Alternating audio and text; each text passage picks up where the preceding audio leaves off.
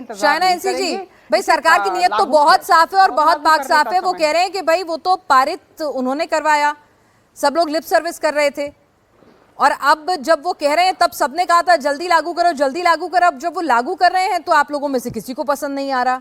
ये कैसे double standard है?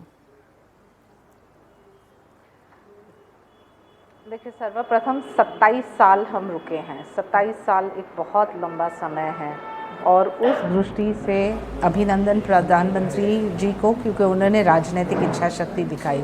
जहां महिला आज शिक्षित, सुरक्षित, आत्मनिर्भर है, वहां मौका का इंतज़ार था और वो मौका मिला है। तो जो लोग डिलिमिटेशन सेंसस की बात कर रहे हैं, प्लीज़ कृपया एक बार अलग से समझ लीजिए कि 2011 के सेंसस का इस्तेमाल किया जाएगा, और महिलाओं को जहां 816 सीट्स में से 273 सीट्स पे महिला को लड़ने का चांस मिल रहा है, ये ऐतिहासिक है।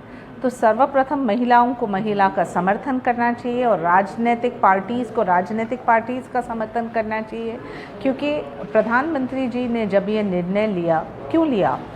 हाल ही में आपने देखा होगा कि 1950s में सिर्फ 22 मेंबर्स ऑफ पार्लियामेंट महिला थे। फिर आज अब 2026 में देखें 74, 78, 82 के ऊपर कभी गया ही नहीं है। 13 से 14%। असेंबलीज़ की बात करें तो 9 से 10% है रिप्रेजेंटेशन। जो हमें हमारी आवाज़ बुलंद करनी है तो शुरुआत कब होती है? जब मौका मिलता है। और हमें टोकन्स नहीं चाहिए कि 5 सीट, 10 सीट, 15 सीट मिले हैं। वो 5 सीट, 10 सीट से क्या होगा? आपको परिवर्तन लाना है तो आपको तादाद चाहिए कि 50% of the electorate is women, and that's why we must be given that right, and right with a proper procedure, जहां डिसीजन मेकिंग में हेल्थ केयर हो, एजुकेशन। आज आप पंचायत राज को देखिए, 14 लाख महिला कितनी सशक्त है।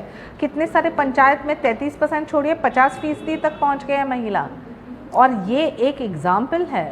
तो जो आप सिर्फ वेट एंड वॉच आपकी राजनीति के लिए, आपके पुरुष प्रधान मानसिकता, जहां आपको लगता है कि आपका पूरा कंस्टिट्यूंसी जा रहा है, इसलिए आपको नहीं करना है, तो बहुत अफसोस होता है। नहीं, ये करना नहीं है, ये कोई पार्टी नहीं कह रही है। यहाँ पे समाजवादी पार्टी से नाहिद लारी खान भी हमारे साथ जुड़ी हुई हैं। ये कह रहे हैं कि भाई जब करना है तो कल करे सो आज कर, आज करे सो अब, क्या दिक्कत है?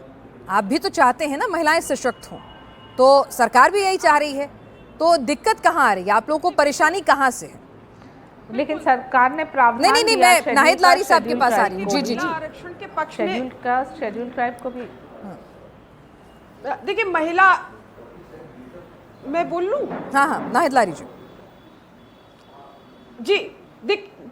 देखिए, महिला आरक्षण के पक्ष में सभी पार्टियां, लेकिन आप ये देखें कि आज से 30 महीने पहले, यानी कि लोकसभा चुनाव से पहले, महिला आरक्षण बिल सर्वसम्मति से पारित हुआ, और अब उसी बिल में अमेंडमेंट लाने के लिए एक बिल पास हो रहा है। तो ये सरकार की हताशा दिखा रही है, हार की हताशा और निराशा दर्शा रहा है कि जो विधेयक सर्वसम्मति से पारित हो गया, उसमें फिर संशोधन करने वाला विधेयक पास करना चाहते हैं, और इसके भी कोई अगेंस्ट नहीं है, इसके भी कोई अगेंस्ट नहीं है। लेकिन आप ये देखिए कि तब जब 2023 में ये पारित हुआ था, तब देश की एकमात्र नेत्री सांसद थी माननीय डिंपल यादव जी। उन्होंने हाउस में कहा था कि महिला आरक्षण बिल में पीडीए समाज की महिलाओं को आरक्षण विदिन आरक्षण, यानी कोटा विदिन कोटा मिलना चाहिए।